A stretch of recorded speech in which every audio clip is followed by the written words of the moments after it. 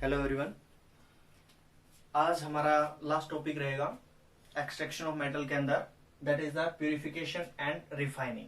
देखो, अब तक हमने जो जो मेथड डिस्कस किए हैं उन सब के अंदर क्या किया है। सबसे पहले क्रशिंग, ग्राइंडिंग, उसके बाद कंसंट्रेट किया और को रिडक्शन, देन ऑक्सीडेशन। अब लास्ट जो प्रोसेस का लास्ट मेथड है दैट इज द प्यूरिफिकेशन। देखो, अब तक हम जो मेटल हमें मिली है वो मेटल कंप्लीटली प्योर नहीं है, बिल्कुल 100% प्योर नहीं है। उसके अंदर अभी भी कुछ इंप्योरिटी है। उन इंप्योरिटी को भी हमें रिमूव करना पड़ेगा और उसको और रिफाइन करना पड़ेगा, प्यूरिफाई करना पड़ेगा। तो ये वाला जो स्टेप है, इसके अंदर हम कौन कौन से स्टेप इन्वॉल्व होते हैं, किस मेटल के लिए कौन सा मेथड यूज करते हैं प्यूरिफिकेशन का, वो सारी चीजें देखेंगे। अब देखो, जैसा नाम से पता लग रहा है, प्यूरिफिकेशन मतलब मेटल को और प्यूरिफाई करना है। एंड रिफाइनिंग का मतलब भी यही है। The process of purification of crude metal is known as refining. अगर refining वर्ड को डिफाइन करना पड़े तो हम लिख सकते हैं इसको the process of purification of crude metal is known as refining. यानी कि अब तक जो हमें मिली है वो 100% प्योर मेटल नहीं है। इस मेटल को और प्योर बनाना है। वो सारे मेथड जो हम इन्वॉल्व करवाएंगे इस इम्प्योर मेटल को, यानी कि क्रूड मेटल को प्योर मेटल बनाने के लिए, उनको हम पढ़ेंगे इस मेथड के अंदर, प्यूरिफिकेशन के अंदर। अब प्यूरिफिकेशन का सबसे पहला method that is the distillation process. Exam चाहे कोई भी हो, प्यूरिफिकेशन ऑफ मेटल से क्वेश्चन पूछा ही जाता है, तो ये इंपॉर्टेंट हो जाता है ये टॉपिक हमारे लिए। अब इसके अंदर देखो, डिस्टिलेशन मतलब डिस्टिलेट करना। कैसे? देखो, जैसे इस प्रोसेस को समझते हैं हम कि मेरे पास एक मेटल है, मैं जिंक ले लेता हूं, जिंक मेटल। अगर ये जिंक मेटल है तो इसके साथ इंप्योरिटी भी रहेंगी, और जनरली इसके साथ जब क्रूड जिंक होती है, ये क्रूड मेटल, यानी कि ये 100% प्योर नहीं है, तो इसके साथ इंप्योरिटी रहेंगी। वो इंप्योरिटी इसके अंदर जनरली होती है आयरन की या पीबी, लेड की। अब देखो क्या होगा, अगर इसमें से जो मेटल है हमारे पास, जो मेटल है, अगर उसका बॉइलिंग पॉइंट कम है और इंप्योरिटीज का बॉइलिंग पॉइंट ज्यादा है, ध्यान से समझना इस बात को। अगर जो मेटल है हमारे पास, इसका बॉइलिंग पॉइंट कम, मतलब ये मोर वोलेटाइल है एज कंपेयर टू इंप्योरिटी, तो हम क्या करेंगे, एक ऐसे टेम्परेचर पे इसको हीट करेंगे ताकि ये तो बॉयल हो जाए और बाकी ये सारी इंप्योरिटी बच जाए। जैसे कि एग्जांपल के साथ बताता हूं आपको कि अगर जिंक की बात की जाए तो जिंक का जो बॉइलिंग पॉइंट होता है वो अप्रोक्सीमेट 907 डिग्री सेल्सियस होता है। अगर मैं लेड की बात करूं और आयरन की बात करूं, आयरन का जो बॉइलिंग पॉइंट होता है वो होता है 2800 डिग्री सेल्सियस के आसपास, और पीबी यानी कि लेड का जो बॉइलिंग पॉइंट होता है वो होता है 1800 डिग्री सेल्सियस के आसपास। अब मैं क्या करता हूं, ये मिक्सर अपने पास, इसको हम करते हैं हीट। जब हीट करते हैं तो मैं हीट करूंगा इसको अप्रोक्सीमेट 950 डिग्री सेल्सियस के आसपास। तो जब देखो मैं 950 डिग्री सेल्सियस पर इस मिक्सर को हीट अप करता हूं, तो जो जिंक है, जो कि पहले सॉलिड था सब कुछ, इतने डिग्री सेल्सियस के ऊपर जिंक का बॉइलिंग पॉइंट आ चुका होगा, यानी कि बॉइलिंग पॉइंट 907 डिग्री ये क्रॉस कर चुका। इतनी हीट हमने दे दी कि ये टेम्परेचर क्रॉस हो गया, तो ये तो क्या हो गया, वेपर फेज में आ गई होगी। यानी कि आपको जो जिंक है वो तो मिलेगी गैसियस फेज के अंदर, और जो बाकी जो इंप्योरिटी बच गई that is the iron and P, B हमें अभी भी सॉलिड फॉर्म में मिलेंगे, क्योंकि इनका बॉइलिंग पॉइंट अटेन नहीं हुआ है। तो अब इस क्या करेंगे, इस जिंक को हम कूल कर लेंगे और अपने पास जिंक सॉलिड मेटल मिल जाएगा।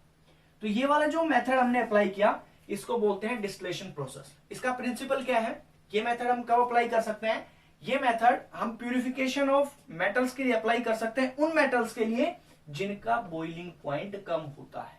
यानी कि डिस्टिलेशन प्रोसेस आप किसके लिए यूज करोगे, this process is use for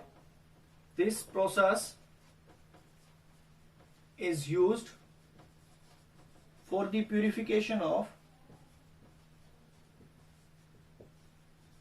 purification of metals having low boiling point and impurity having high boiling point. अब इसके एग्जांपल को किस किस मेटल के लिए यूज कर सकते हैं हम? तो इसके लिए जो मेटल है जिंक, कैडमियम, मरकरी, ये इंपॉर्टेंट है। जिंक, कैडमियम, मरकरी, इन तरह की मेटल के लिए ये मेटल है, इनका बॉइलिंग पॉइंट कम होता है। अगर इनका बॉइलिंग पॉइंट कम होता है तो हम इनको इजीली डिस्टिलेट कर सकते हैं, इनके अंदर जो भी इंप्योरिटी होती है। ये एग्जांपल इससे हम समझ चुके हैं। तो ये तो था आपके पास पहली process, that is the distillation process. Second method अपने पास, that is the liquation method.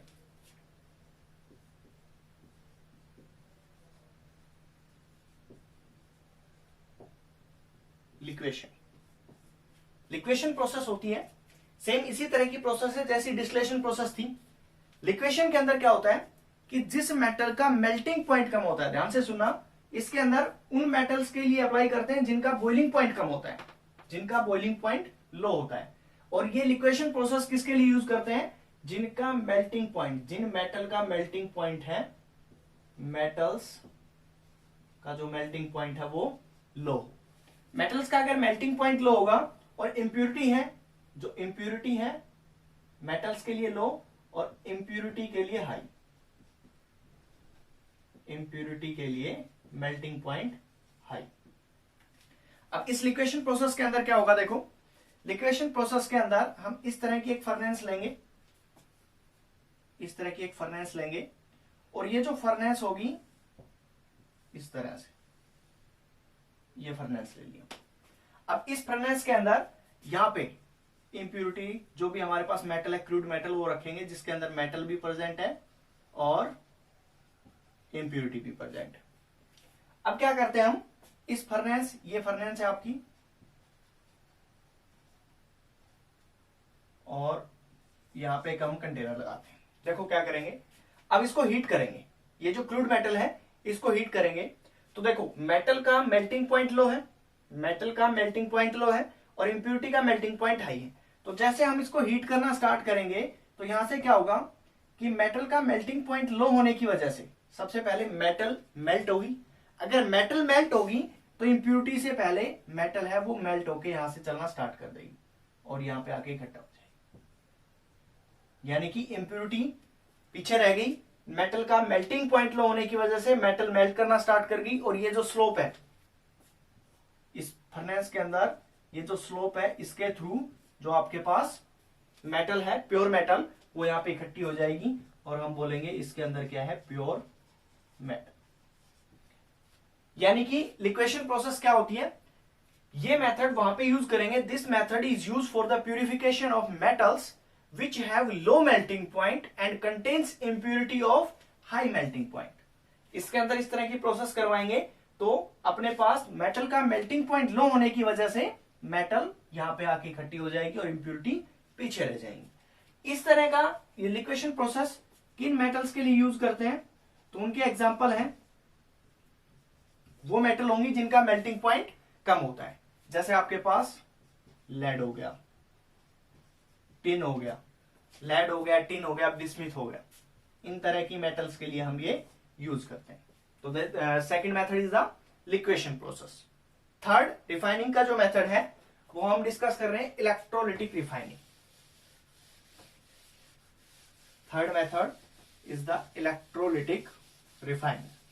जैसा कि नाम से पता चल रहा है उसके अंदर इलेक्ट्रिसिटी का यूज होगा। तो third method electrolytic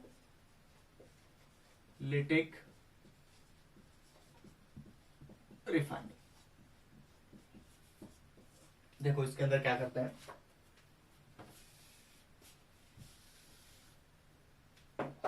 electrolytic refining, नाम से पता चल रहा है इलेक्ट्रिसिटी का यूज होगा। इसके अंदर हम क्या करते हैं कि हमारे पास एक इस तरह का सेटअप होता है, एक ग्लास का कोई बीकर ले लिया, कंटेनर ले लिया, इसके अंदर जो भी क्रूड मेटल जिसको हमें प्यूरिफाई करना है उसकी एक रोड यहां पे डालते हैं। ये हम लेंगे क्रूड मेटल जिसको हमें प्यूरिफाई करना है, ठीक है। जो मेटल हमने ली है सेम मेटल की एक प्योर मेटल की रोड डालेंगे, इसको मैं पतला बना रहा हूं कि आपके पास प्योर मेटल की रोड है, ये प्योर मेटल, ठीक है। अब इसके अंदर एक्वस सॉल्यूशन भर देंगे, इसी मेटल के सोल्ट का, जिसको हम बोलेंगे इलेक्ट्रोलाइट। इसके अंदर हमने डाल दिया इलेक्ट्रोलाइट, इलेक्ट्रोलाइट, और अब इसको एक इलेक्ट्रिसिटी से कनेक्ट करवाते हैं इस तरह से। ये पॉजिटिव एंड नेगेटिव, ये पॉजिटिव, ये नेगेटिव। ये एक्ट करेगा एज ए एनोड और ये एक्ट करेगा एज ए कैथोड। देखो ध्यान से समझना इसको। जैसे मैं इसका एक सिंपल एग्जांपल लेता हूं, कॉपर का एग्जांपल। कॉपर का केस हमने पढ़ा था, तब मैंने बताया था कि इसकी जो रिफाइनिंग होती है वो इलेक्ट्रोलाइटिक रिफाइनिंग होती है। तो अब क्या होगा, देखो जो कॉपर ब्लिस्टर कॉपर बना था, ब्लिस्टर कॉपर जो बना था 98% प्योर था, उसकी रोड ये वाली इम्प्योर कॉपर। मैं एक कॉपर के एग्जांपल के साथ समझा रहा हूं इसको, एग्जांपल कॉपर, ठीक है। अब इसके अंदर ये ब्लिस्टर कॉपर है, उसकी रोड ये वाली है, ठीक है। इसका मतलब 98% प्योर है, और ये हमने जो कॉपर की रोड लगाई है दैट इज द 100% प्योर। ये काम करेगा एज ए एनोड और ये काम करेगा एज ए कैथोड। अब इसके अंदर जो इलेक्ट्रोलाइट डालते हैं, इन केस ऑफ कॉपर जो इलेक्ट्रोलाइट यूज होगा, इलेक्ट्रोलाइट यूज होगा, वो यूज होता है एसिडिफाइड कॉपर सल्फेट का सोल्यूशन, यानी कि CuSO4 का aqueous solution plus dilute H2SO4, dilute H2SO4, यानी कि ये CuSO4 भरा हुआ है प्लस ये आपके पास डाइल्यूट H2SO4, ठीक है। अब देखो क्या करते हैं, ये अपने पास सेटअप हो गया। अब जैसे इसके अंदर इलेक्ट्रिसिटी जाएगी तो देखो एनोड पे हमेशा क्या होता है, ऑक्सीडेशन। एनोड पे हमेशा ऑक्सीडेशन है, और मैंने एग्जांपल कॉपर का लिया है, मतलब ये वाली भी रोड किसकी है, कॉपर की, और ये वाली भी किसकी है, कॉपर की। लेकिन ये इम्प्योर कॉपर है, वो क्या है, प्योर कॉपर। ध्यान देना, एट एनोड, एनोड पे क्या होगा, एनोड पे अपने पास हमेशा ऑक्सीडेशन होता है, एनोड पे हमेशा ऑक्सीडेशन। अब ये अपने पास कॉपर है, ये कॉपर है, अगर कॉपर का ऑक्सीडेशन होगा इसका मतलब कॉपर Cu2 पॉजिटिव में जाएगा प्लस 2 इलेक्ट्रॉन। ये जो कॉपर है जो कि सॉलिड है रोड के अंदर, ये Cu2 पॉजिटिव इस एक्वस सॉल्यूशन के अंदर चला जाएगा और 2 इलेक्ट्रॉन लूज कर देगा। अब क्या होगा, एट कैथोड, कैथोड पे हमेशा क्या होता है, रिडक्शन। तो कैथोड पे क्या होगा, रिडक्शन। अब जब कैथोड पे रिडक्शन होगा तो इस सॉल्यूशन के अंदर जो Cu2 पॉजिटिव है, यानी कि Cu2 पॉजिटिव एक्वस है इस सॉल्यूशन के अंदर, वो 2 इलेक्ट्रॉन लेगा, 2 इलेक्ट्रॉन लेगा, और वो किसके अंदर कन्वर्ट हो जाएगा, Cu सॉलिड के अंदर। वो Cu सॉलिड के अंदर होगा। ये वाली रिएक्शन कहां होगी, कैथोड पे।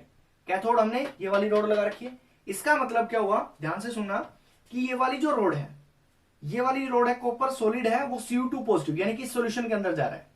एनोड वाला कॉपर टूट के इस सॉल्यूशन के अंदर जा रहा है, मतलब कॉपर 2 पॉजिटिव यहां पे जा रहा है।